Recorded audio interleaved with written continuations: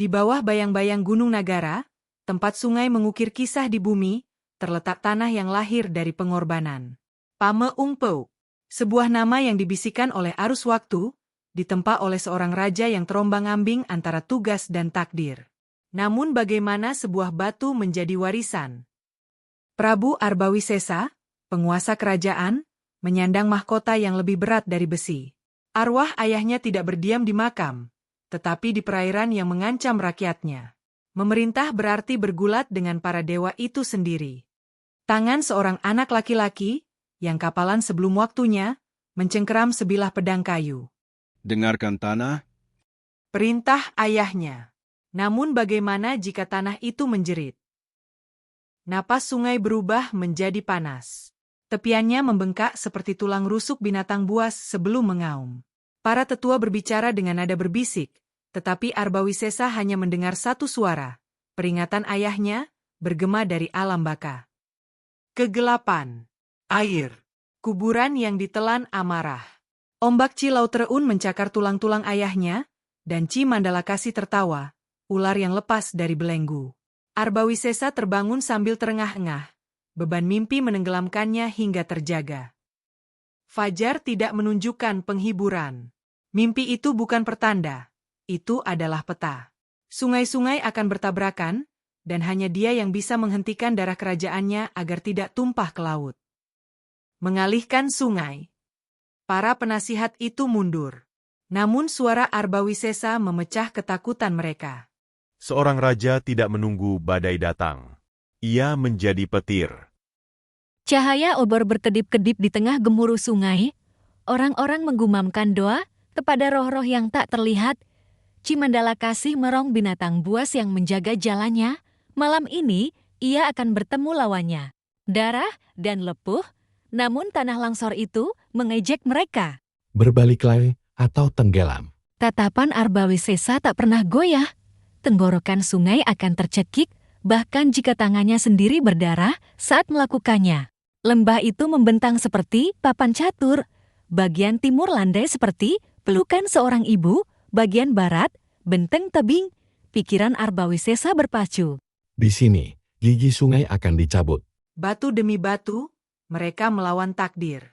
Kapalan menyatu dengan kapalan. Telapak tangan retak seorang anak laki-laki menjadi lambang kehormatan seorang pria. Namun sungai mengawasi sabar, lapar. Kesenjangan menganga seperti luka. Air menyemburkan ejekan atas kerja keras mereka. Kami adalah semut. Gumam seorang tetua. Jawaban Arbawisesa tegas. Bahkan semut menenggelamkan singa. Pemakaman ayahnya, Cilautraun masih senyap seperti kaca. Kini, kenangan itu berubah menjadi pertanyaan. Apakah Geusan Ulun juga pernah ikut berperang? Dan kalah? Udara menebal. Debu berputar-putar menjadi siklon. Mata Arbawisesa bersinar kuning. Api dewa dalam nadi manusia. Sungai akan belajar takut. Batu itu menjulang tinggi seperti gunung yang memberontak. Orang-orang jatuh berlutut. Arbawisesa meraung, otot-ototnya menjerit, saat batu besar itu menghantam celah. Jeritan sungai mengguncang bintang-bintang. Gamelan berdenting. Cahaya api melukis kegembiraan di wajah-wajah yang lelah. Namun senyum Arbawisesa menyembunyikan duri. Apa yang telah kulakukan? Batu-batu ingat. Kata-kata nenek tua itu menyelinap ke telinganya. Arbawisesa berbalik. Matanya memantulkan kedalaman sungai, kuno dan kejam. Panen pun bermekaran. Tawa kembali terdengar. Namun, malam-malam menemukan Arbawisesa mondar-mandir di bendungan, menelusuri retakan di batu, dan di jiwanya. Bumi bergetar. Retakan sekecil rambut membelah bendungan. Arbawisesa menekan telapak tangannya ke bendungan, merasakan detak jantung sungai. Menunggu. Menunggu. Suara orang tua itu pecah seperti kayu kering. Ayahmu mencoba, dan sungai melahap harga dirinya. Arbawisesa terhuyung. Apakah warisannya sebuah kebohongan? Dua hantu saling berperang dalam dirinya. Sang ayah yang ia hormati, dan sang tiran yang ia takuti akan menjadi dirinya. Apakah aku penebusannya?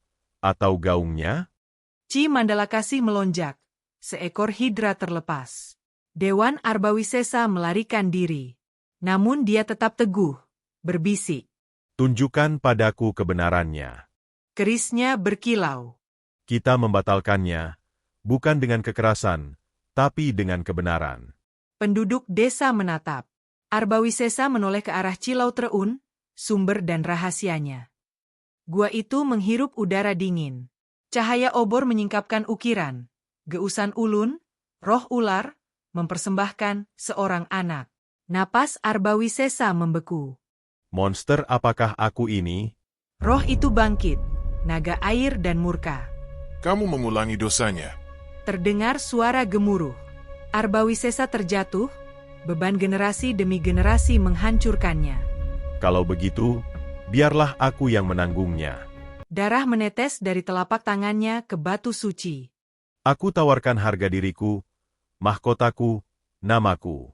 Ambillah, ampunilah rakyatku. Naga itu melingkar dan mengalah. Petir memahkotai langit. Suara Arbawisesa menyatu dengan nyanyian leluhur. Bendungan bergetar, tidak pecah, tetapi melengkung, untuk merangkul keinginan sungai. Penduduk desa menemukannya hidup. Bendungan berdiri, bukan sebagai sangkar, tetapi jembatan. Sungai mengalir, bukan lagi musuh, tetapi sekutu. Bertahun-tahun kemudian, tawa putrinya menari-nari di atas batu Pameungpeuk. Seorang raja membungkuk seperti bambu. Begitulah yang diajarkannya. Bayangan batu itu membentang panjang, bukti kerendahan hati. Bendungan itu masih berdiri kokoh hingga kini. Turis mengambil foto, tanpa menyadari perjanjian di bawah kaki mereka. Sungai itu masih bernyanyi, tetapi sekarang, ia menyenandungkan lagu pengantar tidur.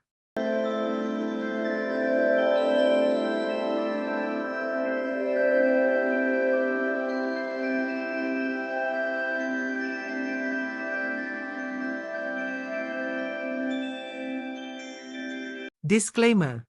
Legenda ini dibuat berdasarkan versi yang dihasilkan oleh Artificial Intelligence.